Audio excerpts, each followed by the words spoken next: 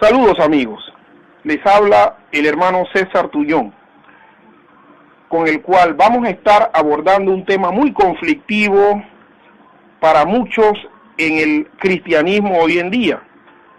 Conflictivo por el hecho de que muchos también le dan una interpretación equivocada y unas dimensiones simbólicas exageradas a este tema.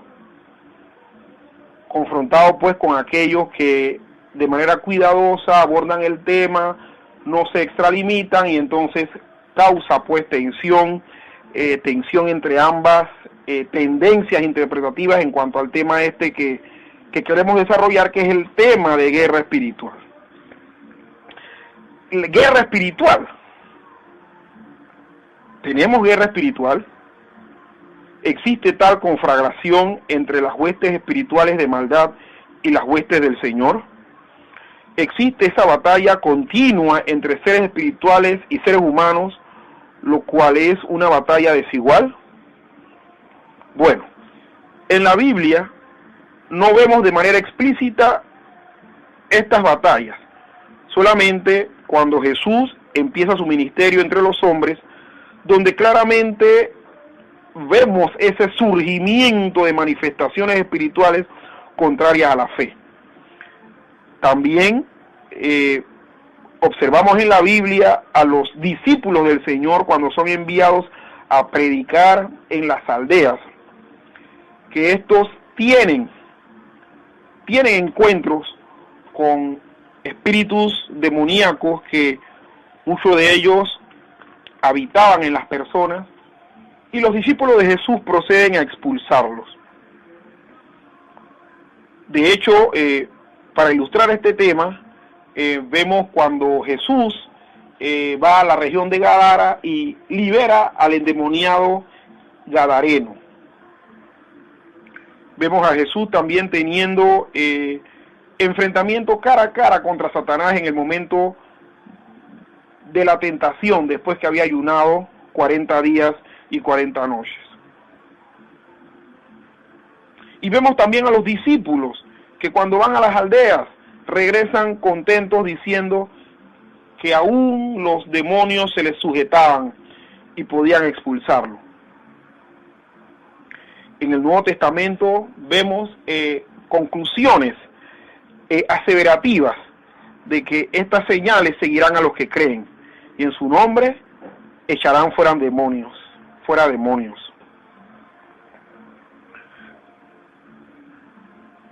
Y vemos esto expresado en las Escrituras.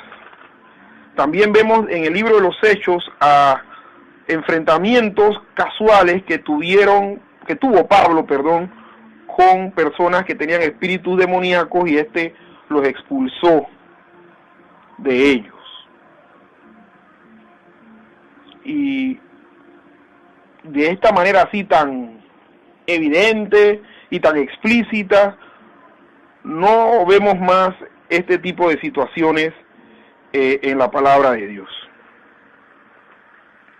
Los cristianos no estamos enviados a enfrentar y desafiar a espíritus y a propiciar combates espirituales con ellos, sino que somos solamente enviados a resistir, como lo señala Efesios 6, del 10 al 18, los ataques del enemigo.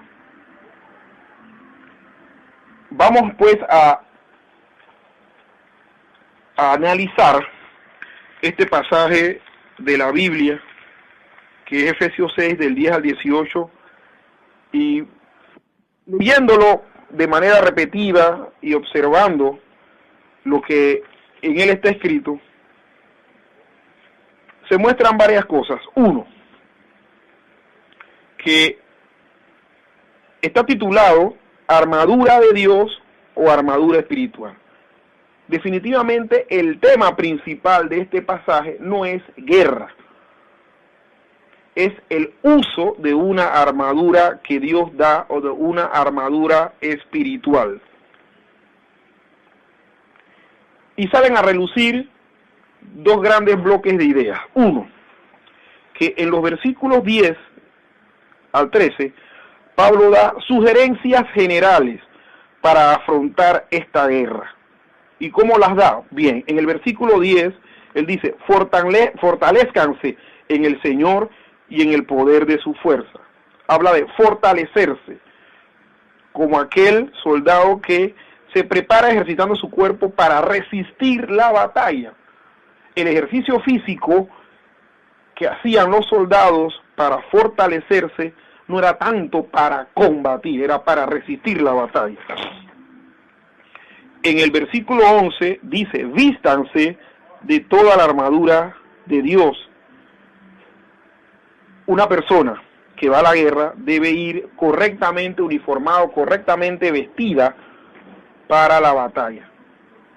Cuando en la antigüedad habían guerras, y estas guerras se daban, el ejército que ganaba tenía las mejores armas y también tenía la mejor indumentaria para enfrentar o para resistir los embates agresivos del enemigo.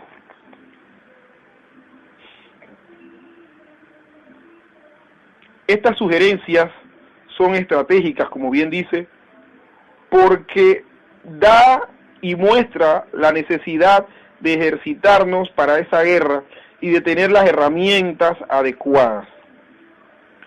También se dice, de manera general, al igual que estas estrategias, la razón por la que se sugiere estas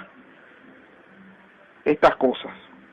En el versículo 11 vemos una de las razones, y es para que puedan hacer frente a las intrigas, engaños o acechanzas del diablo. Y en el versículo 13, para que puedan resistir en el día malo y habiendo acabado todo, estar firmes. La razón de estas estrategias, estas sugerencias estratégicas, son única y exclusivamente para que podamos soportar, para que podamos resistir. Y habiendo acabado la guerra, habiendo acabado la batalla, el enfrentamiento, permanecer en pie. Después de una guerra, mi querido oyente, lo que era común ver era un terreno lleno de cuerpos que yacían sobre él, ensangrentados, mutilados, y muchos de ellos moribundos a punto de morir. Pero las sugerencias que nos da Pablo, la razón en especial es resistir el embate y después de haber acabado todo, permanecer firme, no yacer derribado, no yacer muerto, no estar acabado. En los versículos 14 al 17 se describen las armas espirituales colocándoles un paralelo con armas romanas. Y son las siguientes. La verdad, que era el arma espiritual que se menciona por primera vez en este versículo, está asociada al cinturón. La justicia, asociada o comparada con la coraza. Y el evangelio de la paz, asociada y comparada con los calzados, con el apresto o preparación para caminar. Estas tres armas, la verdad, la justicia y el evangelio de la paz, tenían como función principal la proclamación. Un soldado bien vestido y que quisiera avanzar en el combate en vez de retroceder, debía tener un buen cinturón que le pudiera soportar y mantener en su lugar las distintas partes del uniforme que terminaban en su cintura y que empezaban en la misma cintura.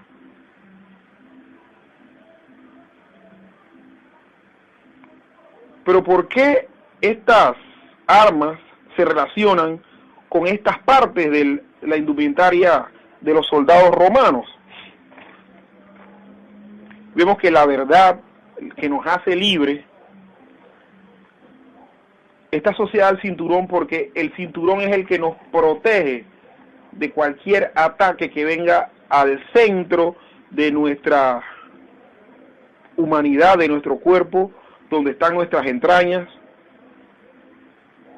y que si se nos asestase un golpe en esa área del cuerpo, difícilmente vamos a poder avanzar, porque de una vez seríamos derribados y estaríamos al borde de la muerte. La verdad, la que nos hace libres, la verdad que para muchos era un misterio, pero que hoy es declarado, es un arma que nos cubre, nos protege y nos permite avanzar. Al igual que la justicia, con la coraza. La justicia en la Biblia está asociada con los méritos o acciones del hombre que le hacen acepto delante de Dios. Pero nosotros sabemos que el hombre no tiene justicia propia, porque nada de lo que haga el hombre es agradable delante de Dios. Por eso la Biblia dice que no hay ni uno bueno, no hay ni uno justo. No hay quien haga el bien. Pero entonces la justicia, que es una armadura espiritual que Dios da, o sea, la justicia que Dios da, se asocia con la coraza, porque la coraza era la parte de la indumentaria del soldado que protegía el corazón, que protegía una de las partes principales del cuerpo, la que bombeaba la sangre. De hecho, coraza es una palabra asociada a corazón, pero es del corazón donde nacen las acciones del hombre que pueden llegar a ser justas. Y el calzado se compara con el Evangelio de la Paz, porque el Evangelio de la Paz nos prepara a nosotros para caminar y para poder entregarlo a los demás.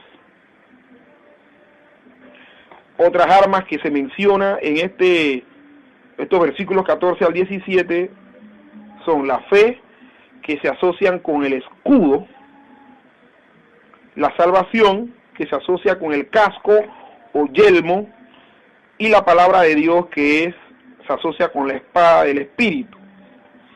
De hecho, creo que intencionalmente Pablo no le llama a la palabra de Dios la espada romana o la espada simplemente, porque definitivamente la palabra de Dios es el arma que usa Dios para poder penetrar nuestros corazones. Pero vemos que la fe nos protege contra los dardos de fuego, contra los dardos que iban a tratar de disipar nuestras creencias, hacernos temor. Era preferible que 1000 veces se prendiera el escudo, o que quedara trabado el dardo en el escudo, pero que no ocasionara daño al que tenía el escudo. La fe, mis queridos hermanos, nos protege de las cosas, de los golpes que nos pueden hacer dudar, de los golpes malintencionados de Satanás, de querer que desechemos la enseñanza bíblica, la doctrina bíblica, y nos vayamos tras falsedades. Los dardos de fuego son engaños, los dardos de fuego son mentiras, y la fe es veracidad. La fe, es correcta interpretación y enseñanza de las Escrituras. La salvación, pues, se asocia con el casco. La salvación de Dios se asocia con el casco, yelmo. El yelmo protegía la cabeza, donde está el cerebro, donde se generan los pensamientos del alma de cada ser humano. Y para ser salvo, mis queridos hermanos, hay que creer. Para ser salvo no hay que sentir. Para obtener la salvación, la Biblia dice que hay que creer. Habiendo creído el Evangelio, entonces el Señor nos hace salvos. El que cree en el Hijo tiene la vida. El que no cree en el Hijo no tiene la vida. Por lo tanto, la salvación que afecta a nuestra mente, que se dirige a nuestra mente para convencerla de pecado, justicia y juicio, es aquella que protege pues el asiento de nuestros pensamientos, de nuestras credulidades, de nuestras esperanzas. Y la palabra de Dios, como bien dice, la espada del Espíritu. De todas estas armas, la única arma que es ofensiva es la palabra de Dios, que se le compara con la espada. Todas las demás armas, la verdad, cinturón, la justicia, coraza, el evangelio de la paz, calzado, la fe, escudo, y la salvación, casco o yelmo, ninguna de ellas está asociada a ataques, sino a protección de ataques de otros. Como bien dije, todas estas partes de la armadura tienen la función de proteger al que las usa mientras avanza. No son de uso ofensivo o de ataque, solamente la espada. Un soldado sin armadura, pero que iba combatiendo, por más que tuviera armas ofensivas, iba a poder avanzar porque no tenía partes de su vestimenta que le protegieran de golpes y de heridas. Teniendo todas estas armas, la verdad, la justicia, el evangelio de la paz, la fe, la salvación y la palabra de Dios, podemos resistir el embate del enemigo, pero podemos también infligir al enemigo daño cuando predicamos, exhortamos, enseñamos y aclaramos a la gente con la palabra de Dios. Ahora bien, la interpretación es que el Señor nos manda y aconseja a vestirnos de este ropaje bélico espiritual, no para andar buscando pleito a los seres espirituales que se describen en los versículos iniciales, el diablo en el versículo 11 y principados, autoridades, gobernantes y espíritus de maldad en el versículo 12, nos lo sugiere para soportar. Lo único que sugiere ataque es la espada del Espíritu, que es la palabra de Dios. Creo yo que cada vez que predicamos, y cuando lo hacemos bien, declarando el consejo de Dios, el correcto y exacto consejo de Dios, le hacemos daño al reino del mal. Pues sacamos ciudadanos de su reino y los trasladamos al reino de Dios. No es esta batalla literal donde nos enfrentamos a los espíritus y le decimos cualquier cantidad de cosas y le aplicamos nuestra autoridad a la cual ellos tienen que someterse, sino que se está refiriendo al trabajo mismo, a la vida cristiana, al apego a la doctrina, al apego a la oración, al apego a vivir la vida cristiana como Dios quiere. Para yo poder vivir la vida cristiana como Dios desea y vivirla en el Espíritu, tengo que vestirme de toda la armadura de Dios y confiar que teniéndola voy a seguir adelante y voy a cumplir el plan de Dios para mi vida y para testimonio de los demás. La lucha espiritual del cristiano fiel y verdadero está en trabajar en la viña del Señor, sufriendo los ataques de los trabajadores de la viña del maligno. Y no de manera extraña, sino de manera muy lógica, el apóstol Pablo termina este pasaje de las Escrituras diciendo lo siguiente. Dice: orando en todo tiempo en el Espíritu, con toda oración y ruego, vigilando con toda perseverancia y ruego por todos los santos, y también por mí, para que al abrir la boca me sean conferidas palabras para dar a conocer con confianza el misterio del Evangelio, por el cual soy embajador en cadenas, a fin de que por ello hable con valentía como debo de hablar. lógicamente, siguiendo un orden de ideas lógico y correcto. El apóstol Pablo termina diciendo, la guerra espiritual no es para estar rociando a nadie, no es para estar, rociando es una palabra, un panameñismo, hermano, así que disculpe, para no estar enfrentando, ni estar retando, ni buscando pleitos a ningún ser espiritual. La guerra espiritual nuestra es vivir la vida cristiana como Dios nos las ha mandado, siguiendo las sugerencias de Dios, obedeciendo y poniéndonos, vistiéndonos espiritualmente como debemos vestirnos, sabiendo que la mayoría o la mayor parte de esa indumentaria nos protege y solamente la predicación y enseñanza de la palabra de Dios infringe daño al reino del mal, porque convence de pecado, justicia y juicio a los que han de ser salvos, sino que también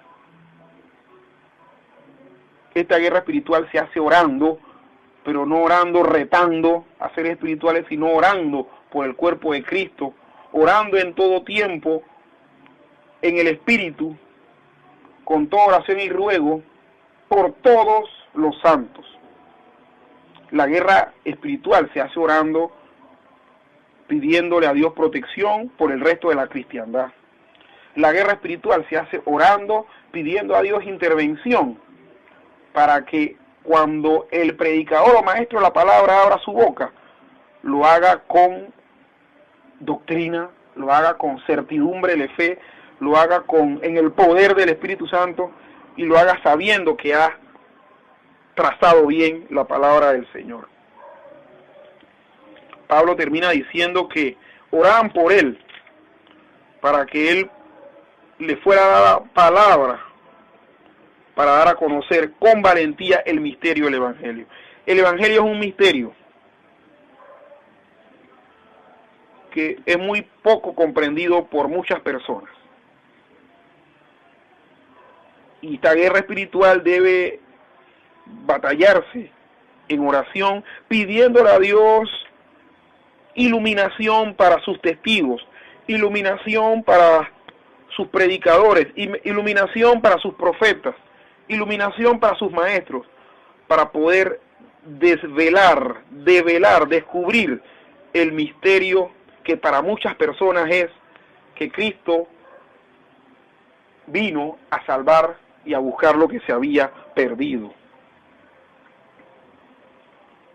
Pablo termina diciendo que él es embajador en cadenas, embajador prisionero, una figura un poco incongruente, pero estando preso, Pablo escribía, estando preso, Pablo mandaba cartas y sugerencias a los hermanos para que pudieran hablar con valentía, para que supieran hacer las cosas en las iglesias y para que él mismo hablara la palabra de Dios como debió hablar, perdón. Ay, hermanos, viendo este pasaje de las Escrituras, nos vemos aquí que es cierto que nuestra lucha no es contra carne y sangre, sino contra principados, contra potestades, contra los gobernadores de las tinieblas en las regiones celestes, contra huestes espirituales de maldad. La guerra no es contra carne, la guerra es contra lo que ellos hacen, pero no es contra ellos mismos.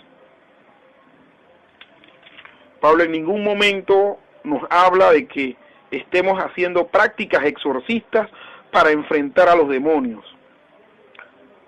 Pablo lo que nos dice es que cultivemos nuestro corazón, cultivemos nuestra mente con la palabra de Dios, cultivemos nuestro espíritu con el espíritu de devoción, con el espíritu de oración, para que cuando venga el día malo, habiendo acabado todo, estemos firmes.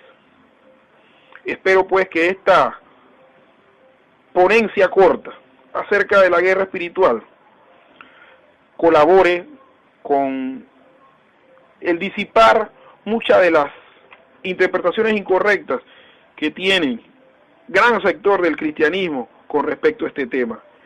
Dios me los bendiga.